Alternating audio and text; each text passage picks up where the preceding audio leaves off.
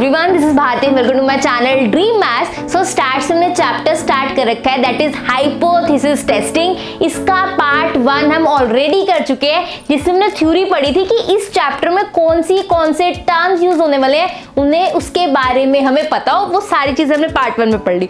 आज हम शुरू कर रहे हैं न्यूमेरिकल पोर्शन। न्यूमेरिकल स्टार्ट करेंगे कैसे सॉल्व करने हैं। हाइपोथेसिस टेस्टिंग चैप्टर को 2 पार्ट्स में डिवाइड किया गया है कि आप टेस्ट करोगे हाइपोथेसिस का लार्ज सैंपल्स के लिए एंड स्मॉल सैंपल्स के लिए। इस चैप्टर को 2 पार्ट्स में डिवाइड किया गया, लार्ज एंड स्मॉल।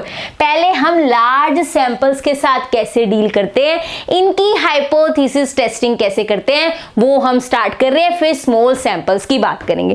क्लियर है? पहले अब लार्ज का मतलब क्या है, स्मॉल का मतलब क्या है। लार्ज सैंपल्स का मतलब, मान लो मुझे मेडिसिन ट्राई करने हैं कुछ लोगों पे, कितने नंबर वो होंगे उस लोग जो मैं सैंपल ले रही हूँ, एक लोगों का ग्रुप बना रही हूँ कि इन पे मेडिसिन ट्राई करनी है, वो लोग कितने होंगे, वो कम से कम 30 जरूर होंगे, 30 से ज्यादा भी हो सकते हैं। लार्ज सैंपल का मतलब जितने आप पॉपुलेशन में से एक छोटा पोर्शन उठा रहे हो, उसमें कितने लोग होंगे, वो 30 भी हो सकते हैं, 30 से ज्यादा भी हो सकते हैं। फॉर एग्जाम्पल मुझे हाइट देखनी है स्टूडेंट्स की, मीन हाइट देखनी है क्लास में स्टूडेंट्स की कितनी है, तो मैं कम से कम 30 स्टूडेंट्स उठा के जरूर देखूंगी। क्लास में 150 स्टूडेंट्स है, 200 स्टूडेंट्स है, मैं कम से कम 30 स्टूडेंट्स उठाऊंगी। 30 से ज्यादा उठा सकती हूँ, 30 से कम नहीं उठा सकती। तो जब हम सैंपल उठाते हैं उसमें 30 से ज्यादा चीजें होती हैं या 30 चीजें होती हैं, उसे क्या कहा जाता है, लार्ज सैंपल। पहले हम इसी की हाइपोथेसिस टेस्टिंग सीख रहे होंगे। क्लियर है चीज? चलो फिर आगे चलते हैं। ये तो समझ आ गया, हम लार्ज सैंपल के बारे में बात करेंगे, दैट इज लार्ज सैंपल्स के लिए। अब लार्ज सैंपल्स की जब हाइपोथेसिस टेस्टिंग करनी होती है, उसके लिए 5 टॉपिक्स हमारे लिए रेडी हैं। हाइपोथेसिस टेस्टिंग को 2 पार्ट्स में डिवाइड किया, लार्ज एंड स्मॉल। लार्ज के अंदर 5 टॉपिक्स हैं, जब एक एक करके कवर करेंगे फिर स्मॉल पे आ जाएंगे। क्लियर है चीज? पहला क्या है, that is about population mean. हम हाइपोथेसिस का टेस्ट करेंगे पॉपुलेशन मीन को लेके। फिर about difference of population mean, फिर डिफरेंस को लेके करेंगे। फिर population standard deviation, population proportion, फिर उनका डिफरेंस। ऐसे 5 टॉपिक है जो हम एक एक करके कवर कर रहे होंगे। आज फर्स्ट टॉपिक करने वाले हैं, that is test of hypothesis about population mean. अगर आपने स्टार्टिंग में देखा हो, यही टॉपिक लिखा हुआ था, हाइपोथेसिस अबाउट पॉपुलेशन मीन। आज की क्लास में हम इसी के क्वेश्चंस करना सीखेंगे कि जब पॉपुलेशन मीन की बारी हो, बात हो रही हो, वहां पे हाइपोथेसिस टेस्टिंग कैसे करते हैं। आप कहोगे मैम क्वेश्चन में पता लगेगा कौन से टाइप का क्वेश्चन है, इन 5 में से कौन सा टाइप का क्वेश्चन है। बिल्कुल, क्वेश्चन खुद बता रहा होगा, मैं मीन वाले का क्वेश्चन हूं, मैं स्टैंडर्ड डेविएशन वाले का क्वेश्चन हूं। खुद जैसे जैसे टॉपिक कवर करते जाओगे, चीजें अच्छे समझ आती जाएंगी। फर्स्ट टॉपिक स्टार्ट करते हैं आज का, that is test of hypothesis about population mean. Start करें, नोटबुक, पेन, पेंसिल, कैलकुलेटर लेके बैठो, तभी सारी चीजें समझ आएंगी। मेरे साथ क्वेश्चंस करो, तभी टॉपिक अच्छे से तैयार होगा। नोट्स बनाते चलोगे ना, पेपर के टाइम में आपको रिवाइज करने में इजी होगा। अगर पेपर के टाइम में चैप्टर कर रहे हो तो एंड मोमेंट में रिवाइज करने में, फॉर्मूला करने में आपको इजी होगा, और क्वेश्चन की प्रैक्टिस यहीं कर जाओ, पेपर में जाके क्वेश्चन ठीक होने वाला है। स्टार्ट करते हैं, test of hypothesis about population mean. इसमें पहले देखते हैं फॉर्मूला कौन सा यूज होना है। यहां हम फॉर्मूला लिख रहे होंगे, ध्यान से देखना। फॉर्मूला क्या है, इसमें नॉर्मल वेरिएट जो निकलना है, स्टैंडर्ड नॉर्मल वेरिएट, इसको क्या बोलते हैं, स्टैंडर्ड नॉर्मल वेरिएट। इसको कैसे निकाला जाता है, इसका फॉर्मूला हम सीख रहे होंगे, इसी से ही क्वेश्चन होंगे। Z is equals to x bar minus mu upon standard error of that is mean. This is the formula. यही फॉर्मूला से हम काम कर रहे होंगे। यहां पे भी मोड लगा दो, यहां पे भी मोड, क्वेश्चन में यूज देखेंगे। हमें आंसर नेगेटिव नहीं चाहिए, इसलिए हम मोड लगा रहे हैं। This is the formula. जो भी हम हाइपोथेसिस टेस्टिंग करेंगे अबाउट पॉपुलेशन मीन, ये फॉर्मूला यूज कर रहे होंगे। यहाँ पे एक्स बार क्या है, दैट इज द मीन। किसका मीन, सैंपल का मीन। हमारे पास सैंपल उठाते हैं ना, उसके मीन को क्या कहते हैं, एक्स बार कहते हैं। म्यू क्या है यहाँ पे, that is mean of population. Mu क्या है, मीन ऑफ पॉपुलेशन। पॉपुलेशन के मीन को म्यू कहा जाता है, बिल्कुल ठीक। ये क्या है, स्टैंडर्ड एरर ऑफ मीन, इसको बोला जाता है standard standard error of mean.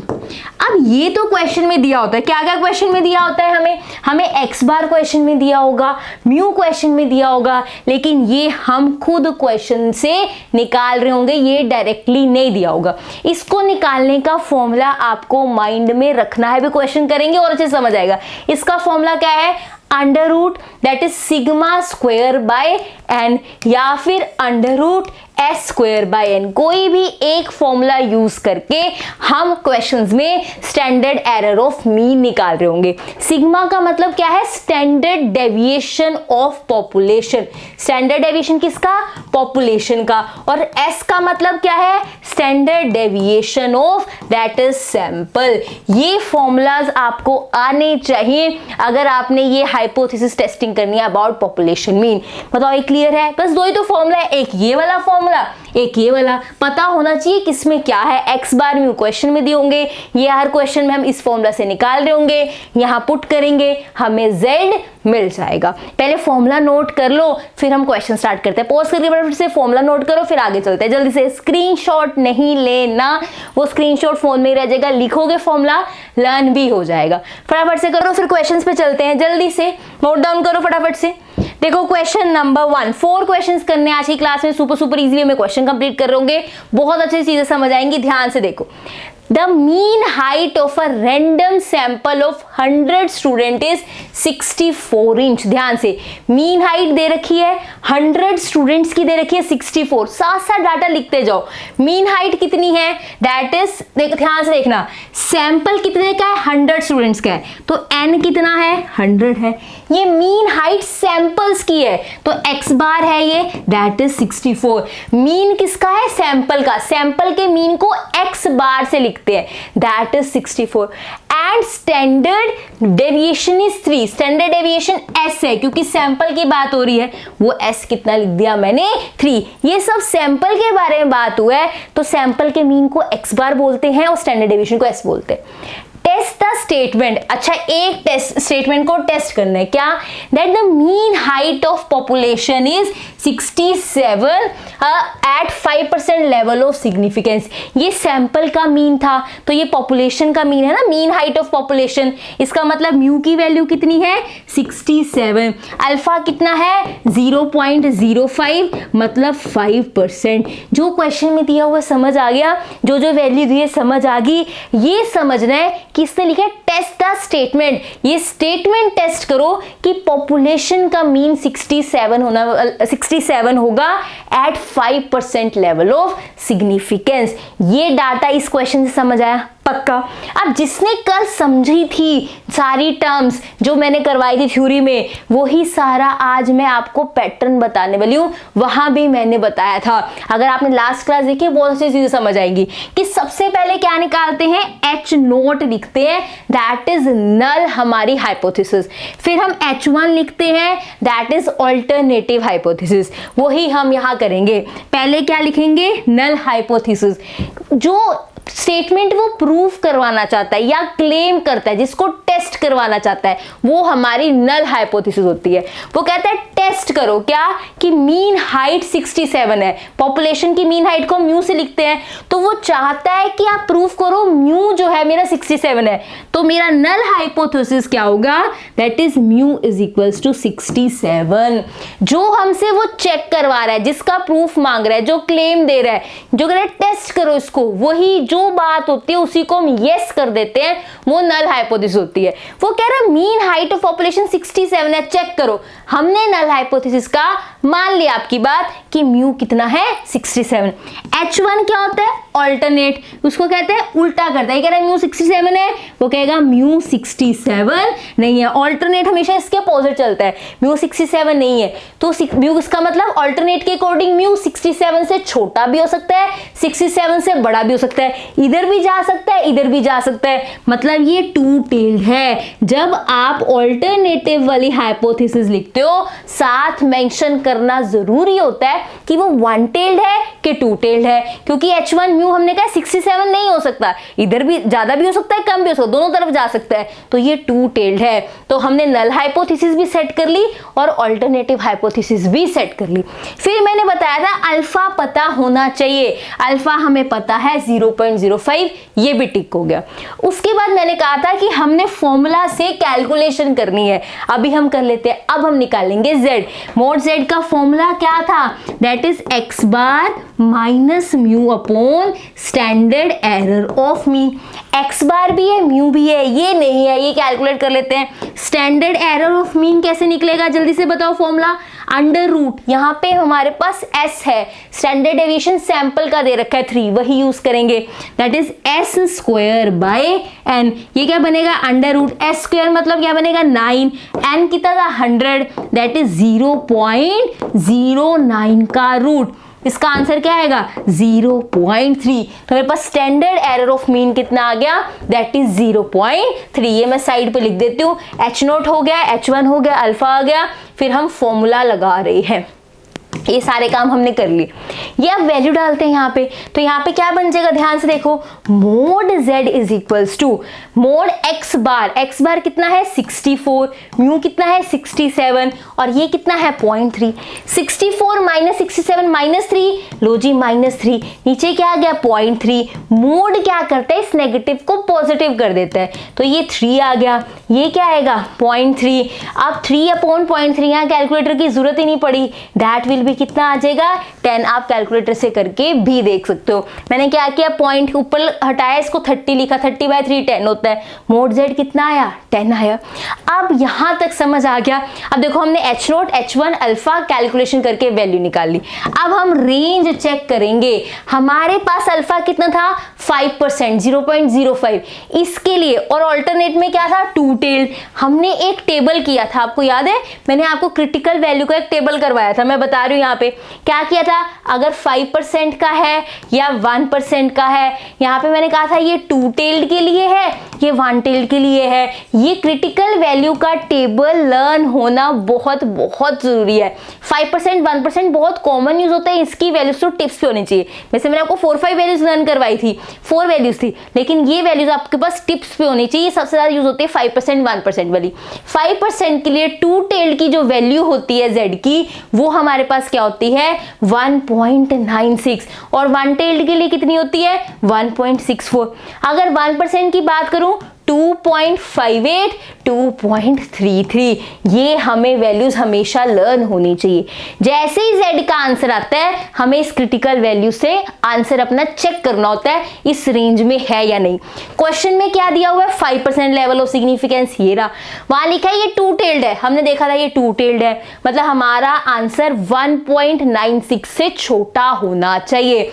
5% में टू टेल्ड ऑल्टरनेटिव हाइपोथेसिस है, उसके नीचे 1.96 लिखा है, इसका मतलब मेरे z का आंसर 1.96 से ज्यादा नहीं हो सकता। यहाँ पे आप लिखोगे एट 5%, पूरा लिखना बता रही हूँ इस क्वेश्चन में, फिर आगे हम मतलब सिर्फ बता दूंगी ऐसे ऐसे हो रहा है, पूरी लैंग्वेज नहीं बताऊंगी, यहाँ पूरी लैंग्वेज बता रही हूँ।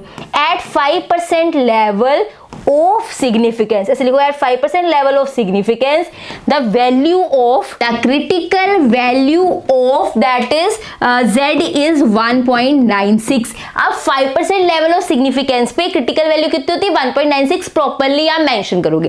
फिर आप z देखोगे, क्या z की वैल्यू इससे ज्यादा है, हाँ जी, यहाँ पे 10 है, 1.96 से ज्यादा है। इट मींस ये जो हमारी हाइपोथेसिस है नल हाइपोथेसिस, ये रिजेक्ट हो चुकी है। जो इसने टेस्ट करने को कहा था ये बात सही नहीं है, ये बात गलत है। अगर हमारा z का आंसर क्रिटिकल वैल्यू से ज्यादा आता है तो जो हम नल हाइपोथेसिस लेते हैं वो रिजेक्ट हो जाती है, वो एक्सेप्ट नहीं हुई, ये वाली एक्सेप्ट होती है जो अल्टरनेटिव थी। क्लियर है चीज, ये वाली स्टेटमेंट उसने चेक करने को बोला था, तो ये स्टेटमेंट क्या होगी, रिजेक्ट होगी। लिखना कैसे प्रॉपरली मैं बता रही हूं, इसी क्वेश्चन में ध्यान से देखना। दैट इज सिंस, क्या लिखोगे, since the calculated value of since the क्या स्पेलिंग लिख रही हूँ भाई, since the calculated value of that is mode z is 10 is more than that is critical value of z at 5% level of significance, पूरा लिखना है and में, level of significance, therefore null hypothesis rejected, null hypothesis को हम reject कर रहे हैं, and alpha and mu cannot be, and the mean height of population cannot be 67, पूरा आप लिखोगे, ये एंड में आएगा। बहुत इजी है, समझ आई चीजें, प्रॉपर आपने काम करके आना है। पहले आपने नल हाइपोथेसिस सेट करनी है, ऑल्टरनेटिव अल्फा देखना है कि नहीं, फॉर्मूला से आंसर निकालना है, देखना है रेंज में है कि नहीं। अगर हमारा आंसर रेंज से बाहर आ गया तो हम कहेंगे नल हाइपोथेसिस रिजेक्ट होगी। उसके बाद क्या लिखेंगे, क्या पूछा तो उसने कि मीन हाइट पॉपुलेशन की 67 हो सकती है, आप कहोगे नहीं, या लिखोगे null hypothesis is rejected, therefore the mean height of population can not be this 67। Clear होगी चीज, क्वेश्चन समझ आया? Super easy, super simple way में काम कर रहे हैं, ये पहले नोट डाउन करो, खुद से क्वेश्चन करो, फिर नेक्स्ट पे चलते हैं। बहुत इजी चैप्टर है, इतना तामझाम इस चैप्टर में है ही नहीं, बस स्टेटमेंट समझ आनी चाहिए, काम तो बहुत इजी है। चलो फिर नेक्स्ट पे चलते हैं। नेक्स्ट क्वेश्चन देखो, नेक्स्ट क्या है, that is a random of 400 male students. क्या लिखा है, हमने 400 स्टूडेंट्स उठाए, is found to have a mean height of 171.38। क्या बोल रहा है कि 400 मेल स्टूडेंट्स उठाए, उनकी मीन हाइट ये है, तो कितने स्टूडेंट्स हैं यहाँ पे लिखते हैं, कितने स्टूडेंट्स हैं, दैट इज 400, ठीक है, और मीन हाइट है दैट इज x बार कितना है 171.38। आगे लिखा है can it be reasonably regarded as a sample from a large population with mean height this। कहता है जो large population की mean height है that is 171.17। कहता है क्या आप इसको reasonable मान सकते हो कि population की mean height ये थी और sample की mean height ये है। ये चीज ये पूछ रहा है कि ये आप मान रहे हो कि ये sample की है और ये आपके पास population की है, इसी population से ये sample उठाया गया है, क्या आप इस चीज को मानते हो? ये टेस्ट करने को कह रहा है इस स्टेटमेंट को कि ये म्यू ये एक्स बार ठीक है, ये पूछना चाहता है। And standard deviation is 3.30 centimetre, और स्टैंडर्ड डेविएशन कितना है, दैट इज 3.30 सेंटीमीटर। अल्फा कितना दिया हुआ है, दैट इज 0.05। ये हमारे पास सैंपल की मीन हाइट है, क्या उसके सामने ये पॉपुलेशन की मीन हाइट हो सकती है, वो हमसे ये पूछना चाहता है। बहुत सिंपल क्वेश्चन है, ध्यान से देखना, जो वो पूछना चाहता है उसके अकॉर्डिंग काम करते हैं। सबसे पहले हम क्या सेट करते हैं, एच नोट नल हाइपोथेसिस, तो पहले एच नोट ही सेट कर देते हैं।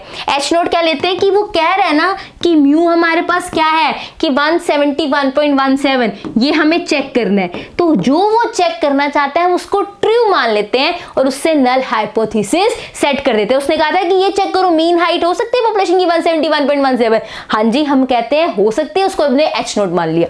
फिर H1 क्या है, इसका उल्टा मानो कि म्यू नहीं हो सकता, क्या 171.17। ऑल्टरनेटिव क्या करता है, हमारा हाइपोथेसिस नल हाइपोथेसिस का उल्टा करता है, वो कहता है ये है, ये कहेगा ऑल्टरनेटिव नहीं हो सकता। अगर ये नहीं हो सकता, इससे कम वैल्यू होगी या फिर इससे ज्यादा, दोनों तरफ हो सकती है। इट मींस ये क्या है, दैट इज टू टेल्ड। यहाँ पे मेंशन करना, ध्यान देना बहुत जरूरी है, तभी हम क्रिटिकल वैल्यू वाला टेबल देख पाएंगे। सो नल हाइपोथेसिस भी सेट होगी और ऑल्टरनेटिव हाइपोथेसिस भी सेट होगी। अब आगे क्या करेंगे, नेक्स्ट हमारा काम होता है अल्फा चेक करना, क्या हमारे पास अल्फा है, अल्फा दिया हुआ है 0.05, ठीक है, ये भी चेक हो गया। नेक्स्ट क्या करना होता है, हमें फॉर्मूला लगा के z की वैल्यू निकालनी होती है। फॉर्मूला क्या है, z is equals to x bar minus mu upon that is standard error of mean. ये भी दिया हुआ है, ये भी, लेकिन ये नहीं दिया होता क्वेश्चन में, हमें डायरेक्टली नहीं दिया होता, सॉल्व करके निकालना पड़ता है। तो पहले हम ये कैलकुलेट कर लेते हैं, दैट इज क्या फॉर्मूला होता है, under root sigma square by n। यहाँ पे मैंने इसको सिग्मा क्यों लिया है, अगर पॉपुलेशन का स्टैंडर्ड डेविएशन दे रखा है तो मैं उसको सिग्मा लेती हूँ, इसलिए मैंने यहाँ सिग्मा लिया है।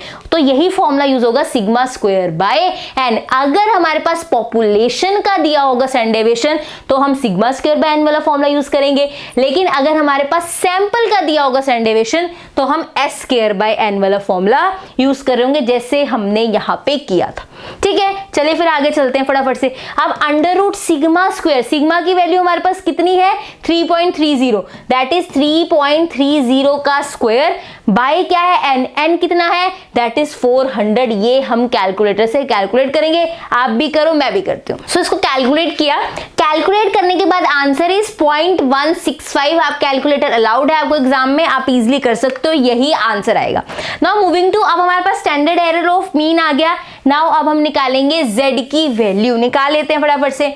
z की वैल्यू क्या आएगी हमारे पास x bar minus, x bar कितना है मेरे पास 171.38 माइनस 171.17, और यहाँ पे नीचे वैल्यू क्या आएगी दैट इज किसकी चाहिए स्टैंडर्ड एरर की, वो कितनी है 0.165। इसका आंसर आप कैलकुलेट करो और मुझे बताओ क्या आ रहा है। इसका आंसर आने के बाद फिर आप देखो, अब अल्फा क्या था दैट इज 0.5 मतलब 0.05 मतलब 5% लेवल की बात हो रही है। 5% पे दैट इज हमारे पास टू टेल्ड की बात हो रही है।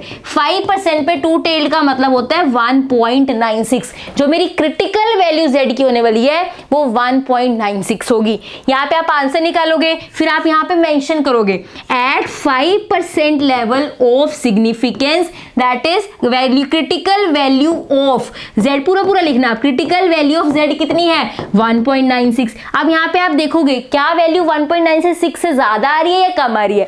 अगर वैल्यू 1.96 से कम आ रही है तो आप लिखोगे since the value of z is less than 1.96 therefore the null hypothesis is accepted and the mean height for the population population mean height can be 171.17। पूरा लैंग्वेज में लिखोगे। अगर ये इससे बड़ी आई फिर आप लिखोगे null hypothesis rejected, the population mean height can not be 171.17। अगर एक्सेप्ट हुआ तो ये हाइट हो सकती है, नहीं एक्सेप्ट हुआ तो नहीं हो सकती। ये आप करके देखोगे। अब आप आंसर यहाँ आएगा और मुझे कमेंट सेक्शन में बताओगे एक्सेप्ट हुआ या रिजेक्ट हुआ। आप लिखोगे question number 2 that is accepted और रिजेक्टेड। आप कमेंट सेक्शन में बताओगे आंसर निकाल के।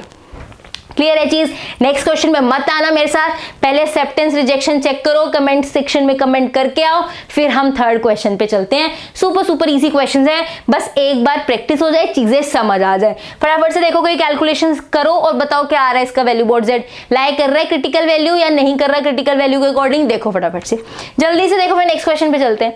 चले नेक्स्ट क्वेश्चन क्या है, देखो मैं अब समझ तो आ गया प्रोसीजर, फिर नेक्स्ट क्वेश्चन की क्या जरूरत है। स्टेटमेंट अगर घूमती है उसके अकॉर्डिंग भी आपको समझ आना चाहिए। पहले वो डायरेक्ट पूछा था ये टेस्ट करो, क्या ये हो सकता है नहीं हो सकता, आपको पता लग गया हाइपोथेसिस टेस्टिंग का क्वेश्चन है। लेकिन अगर ऐसी स्टेटमेंट भी आए तो भी हाइपोथेसिस टेस्टिंग का ही क्वेश्चन होता है, इसलिए मैं अलग अलग क्वेश्चंस लाई हूं ताकि आपको वर्ड समझ आ जाए। ये वर्ड लिखा है इससे पता लग गया हाइपोथेसिस टेस्टिंग है, टेस्ट लिखा है तो पता लग जाएगा। लेकिन अगर क्लेम भी मिल जाए कि मैं ये क्लेम कर रहा हूं और आपको चेक करना है ये क्लेम ठीक है कि नहीं है, वहां पे भी हाइपोथेसिस टेस्टिंग का ही क्वेश्चन माना जाता है। तो दो क्वेश्चन में प्रोसीजर में समझा सकती थी, क्लास ओवर हो सकती थी, लेकिन अलग क्वेश्चन लाई हूं स्टेटमेंट समझाने के लिए कि ऐसे क्वेश्चन भी आपको कैसे हैंडल करने हैं, सेम वे में हैंडल करने हैं। स्टेटमेंट समझ के मतलब स्टेटमेंट पढ़ के घबराना नहीं है। क्या लिखा है, a stenographer claims that she can take dictation at the rate of 120 words per minute. एक स्टेनोग्राफर ने क्लेम किया, बोला कि ऐसा हो सकता है कि वो 120 वर्ड्स पर मिनट के डिक्टेशन कर सकती है। वी रिजेक्ट हर क्लेम, हमने रिजेक्ट कर दिया उसका claim on the basis of 100 trials. कहते हैं 100 trials in which she demonstrates that is a mean of 116 words with standard deviation 15 words. ध्यान से समझना, with standard deviation of 15 words. क्या बोला गया, कहते हैं एक ने बोला भाई मैं तो ना 120 वर्ड्स पर मिनट निकाल देती हूँ, ठीक है। हमने ट्रायल्स की उसके साथ, एक ट्रायल, दो ट्रायल, 100 ट्रायल्स किए। 100 ट्रायल्स में ये देखा गया कि उसने तो सिर्फ 116 वर्ड्स ही निकाले, स्टैंडर्ड डेविएशन 15 वर्ड्स ही रहा। हमने टेस्ट करना है कि ये जो सब बोल रहा है उसने ठीक बोला है कि नहीं, ठीक है। पहले हम अपना डाटा लिख लेते हैं, इस तरह के क्वेश्चन भी होते हैं। डाटा देखते हैं, स्टेनोग्राफर क्लेम्स है, वो कहता है ऐसा है 120 वर्ड्स है, वो क्लेम कर रहा है, ये वैल्यू बड़ी है, ये क्या है that is mu is equals to 120। ये ट्रायल से वैल्यू आई है, सैंपल से वैल्यू है, तो मैं 116 को सैंपल मीन मानूंगी। लेकिन ये तो स्टार्टिंग में उसने बोल दिया कि 120 वर्ड्स लेता है, तो एज अ टोटल पॉपुलेशन की तरह काउंट होगा कि म्यू 120 है। जो चीज सैंपल से आती है, जो मीन सैंपल से आ रहा है वो एक्स बार होगा। 100 ट्रायल्स के बाद ये मीन आ रहा है तो ये एक्स बार होगा। एन कितना है, दैट इज 100। एक्स बार कितना है, दैट इज 116। स्टैंडर्ड डेविएशन कितना है, दैट इज 15। सारी वैल्यूज आ गई। अब हम देखते हैं हाइपोथेसिस कैसे बनाएंगे। पहले क्या करना होता है, एच नोट बनाना होता है, बनाते हैं। एच नोट क्या है कि जो वो क्लेम कर रही है, हम कह रहे हैं ठीक है आपकी बात ट्रू है। जो भी कोई चीज टेस्ट करवाना चाहता है, अगर हम इसको पहले ही ट्रू मान लेते हैं, वही हमारा एच नोट होता है, नल हाइपोथेसिस। तो वो कह रही है, वो क्लेम कर रही थी मैं 120 वर्ड्स पर मिनट बोल सकती हूँ, मतलब वो चाहती है कि मैं म्यू को 120 कर दूं। इट मींस वो यही चाहती है, मैंने उसको नल हाइपोथेसिस वही ले लिया, mu is equal to 120। H1 क्या होता है, इससे उल्टी चीज होती है। जो वो कह रही है वो तो मानना ही नहीं, हम कहेंगे कि म्यू 120 नहीं हो सकता, 120 से कम होगा या 120 से ज्यादा, दोनों पॉसिबिलिटी है। इसका मतलब ये क्या है, टू टेल्ड। हाँ, आपने हमेशा ऑल्टरनेटिव के पास चेक करना है वो टू टेल्ड है या वन टेल्ड है। उसके बाद हम अल्फा चेक करते हैं, दिया हुआ है कि नहीं दिया हुआ। अल्फा दिया हुआ, दैट इज 5%। ठीक है, बात बन गई। अब कैलकुलेशन करते हैं, z की वैल्यू निकालते हैं। z की वैल्यू कैसे निकलेगी, that is mode x minus mu bar upon that is standard error of x बार। ये आप कैलकुलेट करोगे, मैं यहाँ पे लिख रही हूँ ताकि आप आंसर मैच कर पाओ, पर ये सारे कैलकुलेशन आप करोगे। सारी कैलकुलेशंस कर दी। स्टैंडर्ड एरर ऑफ मीन आ रहा था 1.5, हमारे पास मोड z आ रहा है 2.6666। आप देखो कैलकुलेटर पे ये आ रहा है, मैंने राउंड ऑफ करके 2.67 लिख दिया। अब क्या था, अब उसके बाद आप लिखोगे at 5% level of significance. Two tailed के लिए क्रिटिकल वैल्यू z की कितनी होती है, 1.96। मेरा z तो 1.96 से क्या आ रहा है, ज्यादा आ रहा है, तो आप लिखोगे since the calculated value of z is more than the critical value of z at 5% level of significance, therefore the null hypothesis is rejected. Her claim is rejected. That's it, question complete हो गया। Clear हुई बात। यहाँ पे आप कहोगे ma'am समझ आ गया ना क्वेश्चन, आप कहोगे मैम यहाँ पे rate of 120 words per minute लिखा था, आपने मीन कैसे लिख लिया। देखो मीन ऑफ 116 वर्ड्स, ये मीन सैंपल का था 116 वर्ड्स का, मुझे इसे x बार ही लेना था। ये पॉपुलेशन मींस टोटली वो पहले कितना बोल रही थी 120 वर्ड्स, ये वाला जो मेरा मीन है 116 वर्ड्स, ये भी वर्ड्स भी दिया हुआ है ना, तो टोटल वाला भी हम मीन मान के चलेंगे, that is 120 mu equals to 120। मेरी बात समझ आ रही है, यहाँ पे प्रॉपरली मेंशन नहीं है कि ये मीन दिया हुआ है, पर वो इन टोटल यही बता रही है ना कि मैं पर मिनट 120 वर्ड्स निकाल लेती हूँ, ऑन एन एवरेज की बात हो रही है, तो ये क्या है, हमारा मीन ही है। और यहाँ से मुझे श्योर हो गया क्योंकि मीन ऑफ 116 वर्ड्स लिखा है, यहाँ पे मेरा सैंपल का मीन वर्ड्स में ही है, तो ये पॉपुलेशन का मीन भी वर्ड्स में ही होगा, दैट इज 120। क्लियर है चीज। करें नेक्स्ट क्वेश्चन, लास्ट क्वेश्चन की बात करते हैं, लास्ट क्वेश्चन पे चलते हैं। एन एजुकेटर क्लेम्स, फिर से कौन सा क्वेश्चन है, क्लेम वाला क्वेश्चन है, that the average IQ of government college student is not more than 110। वो कह रहा है, इसने क्लेम किया एजुकेटर ने कि जो गवर्नमेंट कॉलेज के स्टूडेंट्स होते हैं उनका IQ 110 से ज्यादा नहीं होता। To test this claim random samples उठाए गए 150 स्टूडेंट्स के, was taken and given relevant test. वो हमने कहा ये बात सही है गलत है चेक करते हैं, वहां से हमने 150 स्टूडेंट्स उठाए और उनको टेस्ट दिया उनका IQ चेक करने के लिए। Their average IQ comes to be, उनका एवरेज IQ कितना है 111.2। पहले हम 110 कर रहे थे, लेकिन जब हमने सैंपल उठाया वो कितना है 111.2, विद अ स्टैंडर्ड डेविएशन भी दिया होता 7.2 at level of significance of 0.01, मतलब 1%। ये कैसे मैं बोलती हूँ 1%, देखो 0.01 है ना, इसको दो डॉट्स आगे ले जाओ, 1 2 तो 1 ही बचा, 1%। दो डॉट्स आगे ले जाऊंगी, पॉइंट होगा ना, 1.0 ही हुआ, तो यहाँ पे 1% की बात हो रही है। 0.01 मतलब 1%, 0.05 मतलब 5%। अल्फा कितना दिया हुआ है 1%। Test if claim of educator justified, test करो क्या क्लेम सही है कि नहीं। बहुत इजी है, ध्यान से देखना। यहाँ पे पहले हम देख लेते हैं कितने स्टूडेंट्स का हुआ सैंपल 150, तो n की वैल्यू कितनी है 150, तब मीन कितना है दिस, तो वहां पे लिखेंगे 111.2। स्टैंडर्ड डेविएशन कितने 7.2, s कितना है दैट इज 7.2। स्टार्टिंग में मीन दे रखा था टोटल पॉपुलेशन पॉपुलेशन के अकॉर्डिंग 110, तो यहाँ पे म्यू कितना है 110, सारी वैल्यूज आ गई। अब H0 H1 सेट करते हैं। H0 वो क्या कह रहा है, क्लेम क्या है कि average IQ of government college student is not more than 110, कि 110 से ज्यादा नहीं हो सकता IQ, मतलब जो म्यू की वैल्यू है 110 से ज्यादा नहीं हो सकती, 110 से कम तो हो सकती है। वो कह रहे हैं म्यू की वैल्यू 110 या 110 से कम हो सकती है, ज्यादा नहीं हो सकती। मेरी बात बहुत ध्यान समझना, वो कह रहे हैं 110 से ज्यादा नहीं हो सकती, उसने सिर्फ उस पे रोक लगाई है, 110 पे रोक नहीं लगाई, 110 से पहले वाले पे रोक नहीं लगाई, मतलब 110 या 110 से कम हो सकती है। कम के लिए क्या लगाते हैं, म्यू की वैल्यू कम है, ये कम की साइड आता है, 110 से 110 के इक्वल भी हो सकती है, तो ये भी आएगा। ठीक है, तो म्यू की वैल्यू क्या है, लेस देन इक्वल टू 110, वो ऐसा क्लेम कर रहा है, तो मैंने ऐसा जो वो क्लेम कर रहा है उसको सही मान लिया, वही हमारी नल हाइपोथेसिस होती है। H1 क्या होता है, उल्टा, वो कहता है 110 से छोटा या 110 होगा, तो हम क्या कहेंगे, नहीं 110 से बड़ा ही होगा। अब 110 से बड़ा है, एक तरफ जा रहा है, मतलब किसकी बात होगी, दैट इज वन टेल्ड की, किसकी बात होगी, वन टेल्ड की। बस ये सेट हो गया। अब आप क्या निकालोगे, z, अल्फा पता होना चाहिए, अल्फा हमें पता है दैट इज कितना है 0.01। आप z की वैल्यू निकालोगे, स्टैंडर्ड एरर ऑफ मीन निकालोगे, यहां से z कैलकुलेट करोगे कैलकुलेट, फॉर्मूला लगा के पूरा कैलकुलेट करना। फिर आप लिखोगे at 1% that is level of significance the critical value of z is 1% level पे क्रिटिकल वैल्यू z की क्या है, वन टेल्ड के लिए, ध्यान से 1% के लिए दैट वाज 2.33, जो मैंने टेबल बनाया था ना उससे माइंड में बैठ जाएंगी चीजें। 1% के लिए, वन टेल्ड के लिए थी 2.33। जब मुझे लर्न हो सकती है आपको भी लर्न हो सकती है।